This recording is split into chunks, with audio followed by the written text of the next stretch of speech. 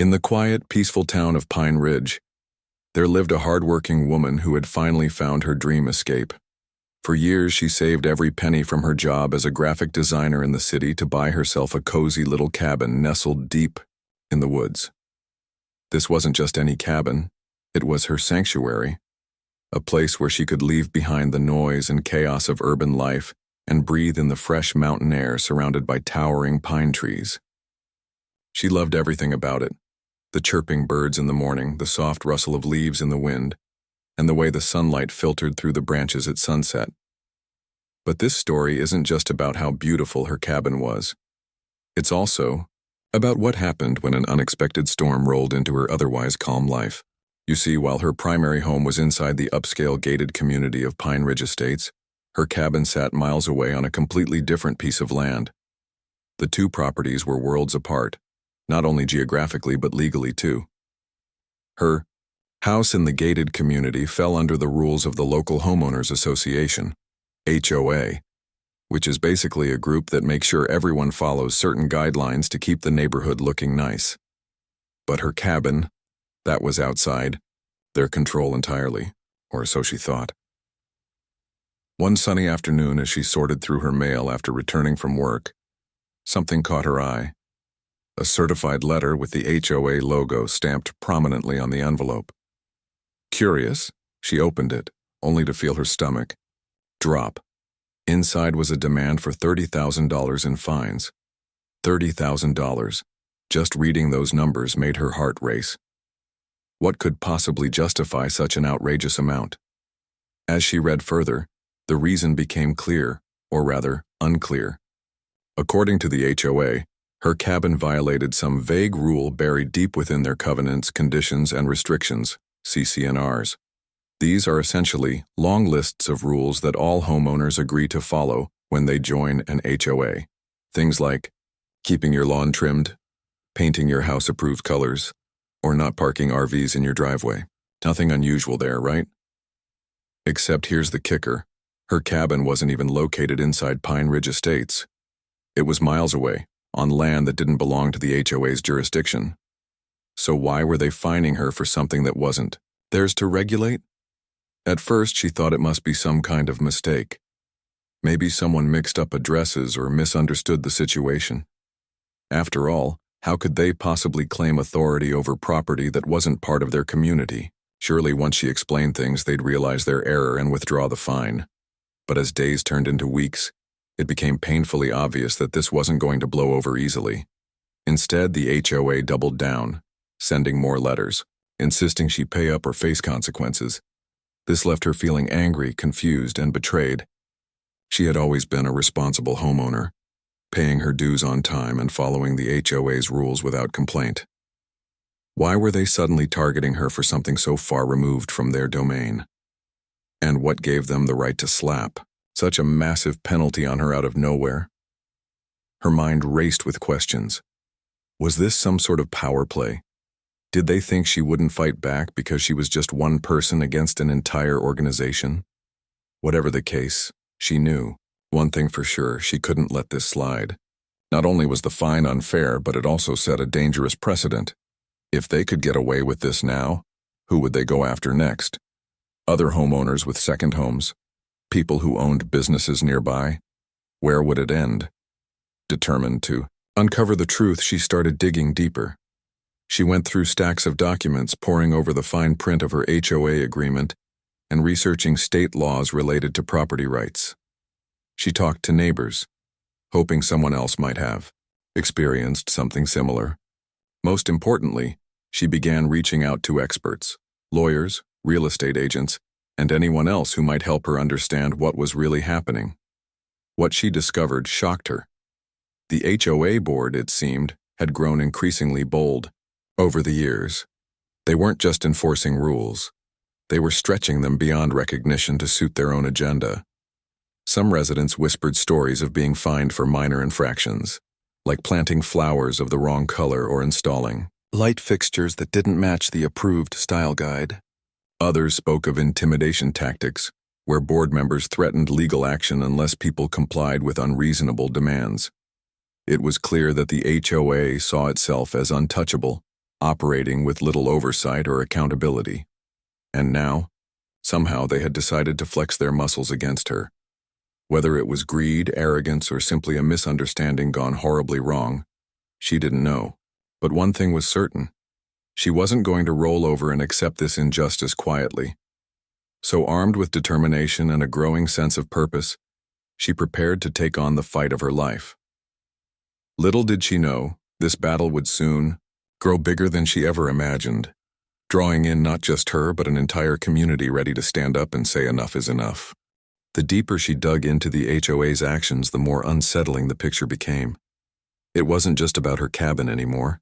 It was about how this organization operated behind closed doors.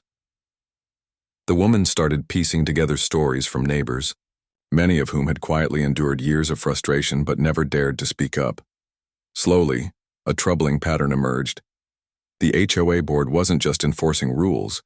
It was wielding power in ways that felt arbitrary and self-serving.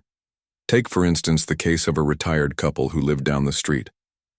They had spent months saving up to build a small wooden fence around their backyard, not for privacy, but to keep their energetic golden retriever from darting into the road. When they submitted their plans to the HOA, they were confident it would be approved. After all, the fence was modest, well within local zoning laws, and posed no threat to anyone. But instead of a simple yes or no, the couple received a laundry list of demands. Change the wood type, adjust the height, add decorative posts, and repainted a specific shade of beige that matched the community aesthetic. Each modification came with additional costs, draining their savings and leaving them stressed and defeated. Then there was the young family who wanted to install solar panels on their roof to cut down on energy bills. It seemed like a win-win, good for the environment, good for their wallet. But the HOA rejected their application outright, citing vague concerns about visual impact and neighborhood harmony. When the family pushed back, pointing out that similar panels had been approved in other neighborhoods, the board responded with thinly veiled threats. If they proceeded without permission, they'd face steep fines and possibly even legal action. These weren't isolated incidents. As the woman listened to these stories, she realized the HOA's behavior followed a predictable script: nitpick minor details, impose unreasonable conditions, and punish anyone who dared question their authority. Over time, residents learned to stay quiet, fearing retaliation if they spoke out. Some grumbled privately while others simply gave up trying to make changes altogether. The result? A community frozen in fear, where creativity and individuality took a back seat to rigid conformity. But what really stood out was how emboldened the HOA board had become. With each victory, whether it was forcing someone to repaint their front, or slapping exorbitant fines on unsuspecting homeowners, they grew bolder, stretching their interpretation of the rules to absurd lengths. And now they had set their sights on her cabin, miles outside their jurisdiction, as if testing just how far they could push their power. Her research led her to another disturbing revelation. The HOA's financial practices were shrouded in mystery. While members paid monthly dues, supposedly earmarked for maintenance and improvements, no one seemed to know exactly where the money went. Requests for detailed budgets were met with evasive answers or outright denial. Rumors swirled about lavish spending on landscaping projects that benefited only a handful of homes, while basic repairs languished for months. Worse still, some former board members hinted at favoritism, suggesting that friends of the current leadership often received leniency, while others bore the brunt of draconian enforcement. Armed with this knowledge, the woman began to see her situation in a new light. This wasn't just about a $30,000 fine. It was about accountability. If the HOA could get away with targeting her for something so blatantly outside their control, what would stop them from doing the same to others? Her fight wasn't just personal anymore. It was symbolic. By standing up to them, she hoped to expose their overreach and inspire others to do the same. She decided to take her concerns directly to the board, attending one of their monthly meetings to voice her objections. Walking into the room, she felt a mix of nerves and determination. The atmosphere was tense, with board members seated behind a long table, their expressions unreadable. Other attendees sat quietly, avoiding eye contact, as if afraid to draw attention to themselves. When it was her turn to speak, she laid out her case calmly but firmly. She explained how her cabin fell outside their jurisdiction, questioned the legality of their fine, and urged them to reconsider their stance. The response was dismissive. One board member shrugged off her arguments, saying the rules were clear and non-negotiable. Another chimed in, accusing her of trying to undermine community standards. Their tone was condescending, almost mocking, as if daring her to challenge them further. Instead of addressing her concerns, they doubled down, reiterating their demand for payment and warning of escalating penalties if she refused. Sitting there, listening to their smug rebuttals, she felt a surge of anger, but also resolve. These people weren't interested in fairness or reason. They were drunk on their own power, convinced they were untouchable. Well, she thought, maybe it's time someone proved them wrong. After the meeting, she approached a few neighbors who had attended, hoping to gauge their reactions. To her surprise, several expressed sympathy, admitting they'd faced similar frustrations but lacked the courage to push back. Encouraged by their support, she suggested forming a group to address shared grievances and hold the HOA accountable. At first, people hesitated, wary of drawing unwanted attention. But as she outlined her plan, starting with gathering evidence, consulting legal experts, and filing formal complaints, she saw a flicker of hope in their eyes. Maybe, just maybe, they could band together and make a difference. That night, lying, awake in bed, she replayed the day's events in her mind. The board's arrogance, the neighbors' tentative support, the growing realization that she wasn't alone in this fight. It all pointed toward one conclusion. This wasn't going to be easy. In fact, it might get messy, exhausting, and downright infuriating at times. But giving up wasn't an option, not when so much was at stake. Not just for her, but for everyone living under the shadow of the HOA's unchecked authority. With renewed determination, she vowed to keep pushing forward. The next step? Consulting a lawyer specializing in property disputes. If the HOA thought they could bully her into submission, they were in for a rude awakening. Word about the woman's fight against the HOA began to spread like wildfire through Pine Ridge estates. At first, it was just whispers, quiet murmurs exchanged over backyard fences or during brief encounters at the local coffee shop. "Did you hear what happened?" someone would ask cautiously, glancing around to make sure no one was listening. "They're going after her for that cabin, even though it's nowhere near here." The story seemed almost unbelievable, yet the more people talked about it, the angrier they became. The woman decided to take things a step further. She knew she couldn't win this battle alone, and she also realized that many of her neighbors were likely dealing with their own frustrations but felt too scared to speak up. So she organized a meeting, a chance for everyone to come together, share their experiences, and figure out how to push back against the HOA's overreach. She chose the community library as the venue, thinking it would be neutral ground where people might feel safer opening up. On the evening of the meeting, she arrived early, setting up chairs in a circle to encourage conversation. As the clock ticked closer to the start time, she wondered if anyone would actually show up. Would people be too afraid? Would they think it was pointless to resist? Her worries melted away when the room began to fill up. Dozens of residents streamed, in some clutching folders filled with documents, others looking nervous but determined. By the time everyone settled in, there wasn't an empty seat left. The energy in the room was electric, a mix of anger, curiosity, and cautious optimism. She started by sharing her own story, the $30,000 fine, the board's refusal to listen, and her growing realization that this wasn't just about her cabin. "I'm not asking anyone to risk everything," she said, her voice steady but heartfelt. "But we can't let them keep treating us like this. If we stand together, maybe we can finally hold them accountable." One by one, people stood up to share their stories. A single mother recounted how the HOA fined her for putting up a small vegetable garden in her front yard, claiming it violated aesthetic guidelines. An elderly man spoke about being hit with a massive bill for replacing his worn-out driveway because he hadn't used the exact shade of gray specified in the CCNRs. A young couple described how the HOA rejected their plans to add a ramp to their home to accommodate a family member with mobility issues, citing concerns about architectural consistency. Each story added fuel to the fire.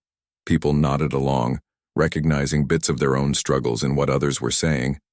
For the first time, they weren't isolated victims. They were part of something bigger.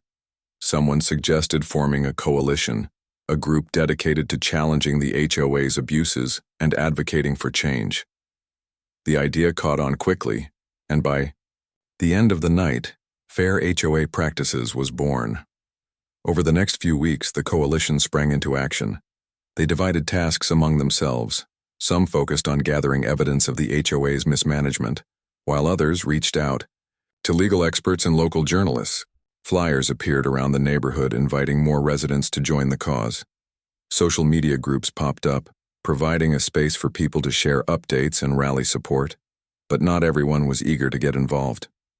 Some neighbors stayed quiet, worried about retaliation from the HOA. Others dismissed the effort as futile, convinced the board was untouchable. Still, the coalition pressed on, buoyed by the growing momentum. They held regular meetings, strategizing ways to expose the HOA's misconduct and build public pressure. Meanwhile, the woman took her fight to the next level by filing a formal complaint with state regulators. With the help of her lawyer, she outlined numerous violations, including breaches of fair housing laws, misuse of funds, and outright bullying tactics. She also filed a lawsuit challenging the legality of the $30,000 fine, arguing that the HOA had no jurisdiction over her cabin. Her legal team worked tirelessly, gathering documents, interviewing witnesses, and building a strong case. The media soon picked up on the story, amplifying its reach far beyond Pine Ridge Estates. Reporters interviewed residents, highlighting the human impact of the HOA's actions. One article featured photos of the woman's cabin, juxtaposed with images of the pristine, but rigidly controlled homes in the gated community. Another piece delved into the financial discrepancies within the HOA, raising questions about transparency and accountability. The coverage sparked outrage, both locally and nationally, shining a spotlight on the broader issue of HOA overreach. Back in Pine Ridge, tensions between the coalition and the HOA board escalated. Anonymous letters began showing up in mailboxes, warning residents to stay out of the woman's fight or face consequences. Some people reported receiving threatening phone calls late at night, though no one could trace them back to the board. Despite these intimidation tactics, the coalition refused to back down. If anything, the threats only strengthened their resolve. At one particularly heated neighborhood meeting, a board member tried to discredit the coalition, accusing them of stirring up trouble and undermining community harmony. But instead of cowering, the woman stepped forward, microphone in hand, and delivered a powerful response.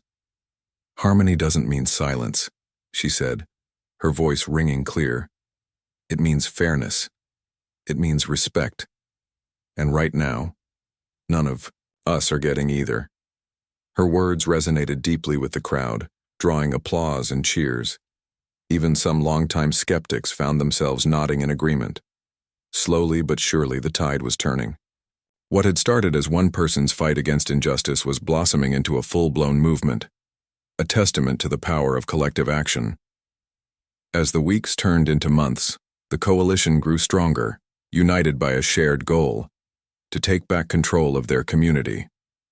They knew the road ahead wouldn't be easy. Legal battles can drag on for years, and the HOA board still held significant sway. But for the first time in a long time, hope was alive in Pine Ridge. Hope that change was possible. Hope that standing together could make a difference. And hope that someday soon they'd look back on this chapter as the moment they reclaimed their voices and their freedom from those who sought to silence them. The courtroom buzzed with anticipation as the day of reckoning finally arrived. It wasn't just any legal hearing. It was a showdown between an ordinary homeowner and one of the most powerful HOA boards in Pine Ridge Estates. People from all walks of life packed the gallery: neighbors who had joined the coalition, curious onlookers from nearby communities, reporters scribbling notes furiously, and even a few skeptical residents who still weren't sure which side to take. The air felt heavy with tension, like everyone knew they were witnessing something significant. At the center of it all sat the woman who had started this fight. She looked calm but resolute, dressed neatly in simple clothes that said, "I'm here for justice, not attention." Beside her was her lawyer, a seasoned advocate known for taking on tough property disputes.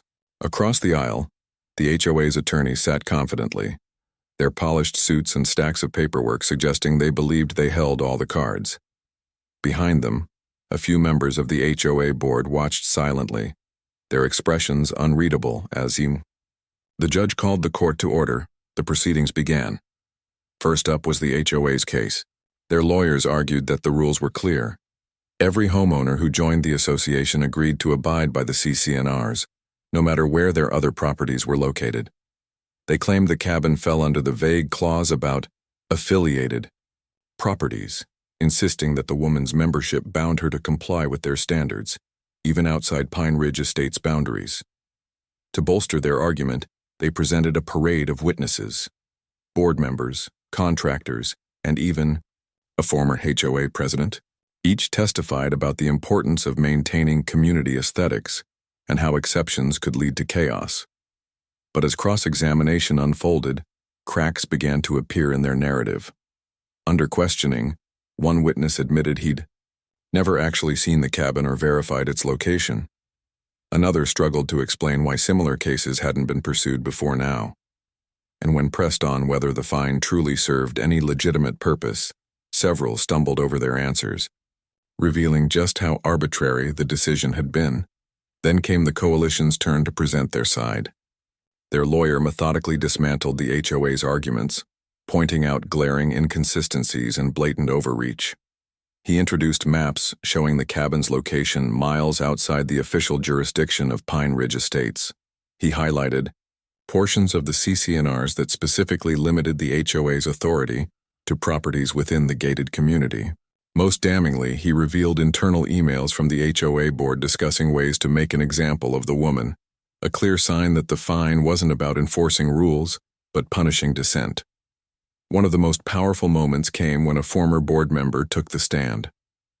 This individual had initially supported the HOA's actions, but grew disillusioned after witnessing the lengths they went to silence critics. With evident remorse, she recounted secret meetings where fines were arbitrarily increased without justification, and described how certain members manipulated votes to push through controversial decisions. Her testimony painted a picture of an organization more interested in wielding power than serving the community, a revelation that left many in the courtroom shaking their heads in disbelief. Outside the courthouse, the drama continued. Protesters gathered daily, holding signs with slogans like "Enough is enough" and "Our homes, our rules."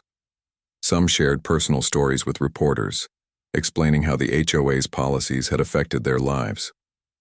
One elderly man, tearfully, recounted how his request to install a wheelchair ramp was denied because it didn't match the approved design, leaving him trapped inside his own home.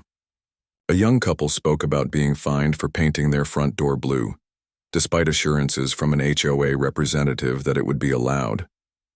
These accounts added a deeply human dimension to the legal battle, reminding everyone what was at stake.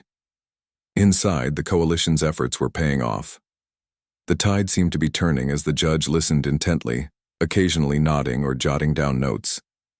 During closing arguments, the woman's lawyer delivered a passionate plea for fairness and accountability. "This isn't just about one person or one property," he said, his voice steady but full of conviction. "It's about protecting people from unchecked authority. If we allow organizations like this HOA to operate above the law, then none of us are safe." When the final statements concluded, the courtroom fell silent. Everyone waited anxiously for the judge's ruling, knowing it could set a precedent far beyond Pine Ridge Estates. Days stretched into weeks as the decision loomed overhead, keeping the entire community on edge. But while they waited, something remarkable happened. Inspired by the courage of the woman and her coalition, other neighborhoods began speaking out against their own HOAs. Stories poured in from across the state, some eerily similar to what Pine Ridge was experiencing. Residents banded together, sharing strategies and resources, determined to reclaim control over their lives. Lawmakers took notice, too, introducing bills aimed at increasing oversight and transparency for homeowners associations. For the first time in years, it felt like real change might actually be possible. Back in Pine Ridge, the coalition kept pushing forward. They organized workshops to educate residents about their rights, distributed guides on navigating HOA disputes, and lobbied local officials for reforms. Despite the lingering uncertainty of the court case, there was a palpable sense of empowerment in the air. People who once felt powerless were finding their voices and using them loudly. Finally, after what felt like an eternity, the verdict arrived. The judge ruled decisively in favor of the woman, declaring the $30,000 fine invalid due to lack of jurisdiction and violation of due process.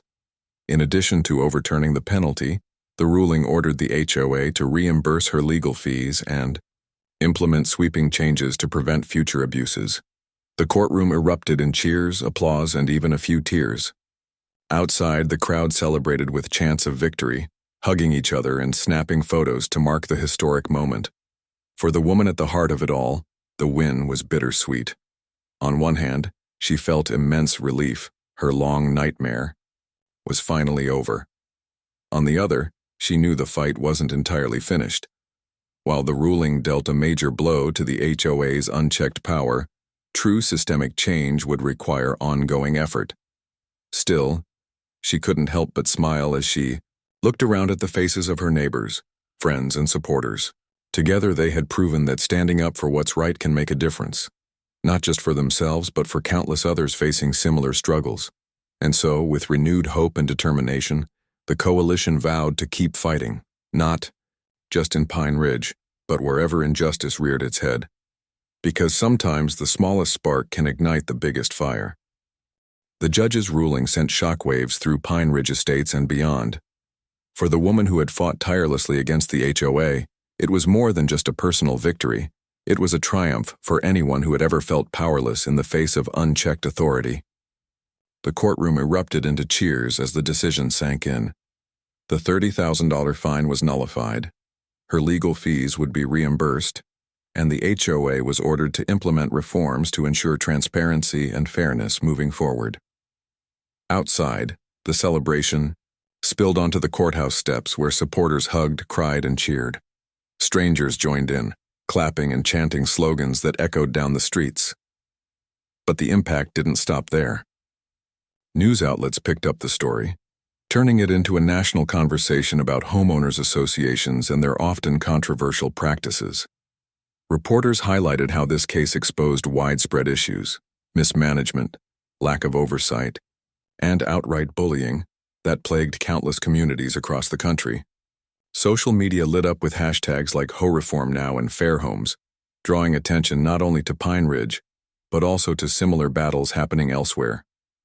People began sharing their own stories of frustration, fear, and eventual empowerment, creating a ripple effect that reached far beyond one small town. Back in Pine Ridge, the coalition wasted no time capitalizing on the momentum. They organized meetings to discuss next steps, focusing on how to hold the HOA accountable and push for lasting change. One of their first priorities was ensuring compliance with the judge's orders. They formed a watchdog group tasked with monitoring the HOA's actions, reviewing budgets, and attending board meetings to speak out against any signs of overreach. Their goal wasn't just to punish wrongdoing, but to create a system where such abuses couldn't happen again. Meanwhile, state legislators took notice. Inspired by the grassroots movement led by the coalition, lawmakers introduced bills aimed at increasing regulation of homeowners associations. These proposals included measures to cap fines, require clearer communication between HOAs and residents, and establish independent oversight boards to handle disputes. Advocacy groups rallied behind the effort, flooding lawmakers' offices with letters, emails, and phone calls urging them to pass meaningful reform. Slowly but surely, progress began to take shape, giving hope to thousands of homeowners trapped in toxic HOA environments. For the woman at the center of the storm, life started to return to normal, or at least as close to normal as possible. After such an ordeal, she finally felt free to enjoy her cabin without fear of reprisal. Gone were the sleepless nights spent worrying about mounting fines or anonymous threats. Instead, she found herself relishing quiet moments surrounded by nature, breathing in the fresh air and marveling at how far she'd come. Yet even as she savored her hard-won peace, she remained deeply committed to the cause. She continued working closely with the coalition, traveling to neighboring towns to share her story and offer guidance to others facing similar challenges. Her message was simple yet powerful. You don't have to accept injustice. Stand up, speak out, and find others who feel the same way. Together, we're stronger than they'll ever be. Her words resonated deeply, inspiring people to take action in their own communities. Not everyone celebrated the outcome, though. Within the HOA, tensions ran high. Several board members resigned under pressure, unable to withstand the scrutiny and backlash. Others dug in their heels, vowing to fight the reforms tooth and nail. But the writing was on the wall. Their days of unchecked power were over. Residents who had once feared speaking out now attended meetings armed with questions and demands, refusing to let the board operate in secrecy. The balance of power had shifted dramatically, putting the HOA on notice that they served the community, not the other way around. As months passed, the changes became evident. Neighbors who had kept to themselves before began forming friendships, united by their shared experience of standing up to the HOA. Community events drew larger crowds, filled with laughter and camaraderie rather than tension and resentment. Even the physical landscape of Pine Ridge started to reflect the newfound spirit of cooperation. Gardens bloomed with colorful flowers, driveways sported freshly painted designs, and fences appeared in styles that suited individual tastes, all approved without unnecessary drama. Still, the woman knew better than anyone that vigilance was key. Winning one battle didn't mean the war was over. HOAs still existed, and while some had learned valuable lessons from Pine Ridge's saga, others remained entrenched in old habits. To prevent history from repeating itself, the coalition launched educational campaigns, teaching residents about their rights and equipping them with tools to navigate disputes effectively. They partnered with legal experts to host free workshops, distributed informational pamphlets, and created online resources accessible to anyone facing HOA-related struggles. Looking back on everything she'd been through, the woman couldn't help but feel a mix of emotions. There were scars, certainly, sleepless nights, anxious days, and moments when she questioned whether it was all worth it. But there was also pride. Pride in knowing she hadn't backed down. Pride in seeing her community come together to demand fairness. And pride in realizing that sometimes taking a stand can spark a movement much bigger than yourself. One crisp autumn morning, she returned to her cabin for the first time since the court ruling. The trees were ablaze with fiery oranges and reds, their leaves crunching softly beneath her boots. As she stood on the porch sipping coffee and gazing out at the forest, she reflected on how much had changed, not just for her, but for everyone involved. This place, once a source of stress and conflict, had become a symbol of resilience and hope.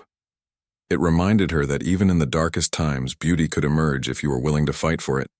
And so, with renewed energy and purpose, she turned her focus to the future. The battle against the HOA might have ended, but the work of building a fairer, kinder world was just beginning. Whether it was advocating for policy changes, supporting others in their fights, or simply enjoying the freedom to live life on her own terms, she knew she'd never stop striving for justice. Because sometimes, the smallest acts of courage can lead to the biggest victories and leave a legacy that lasts long after the dust has settled.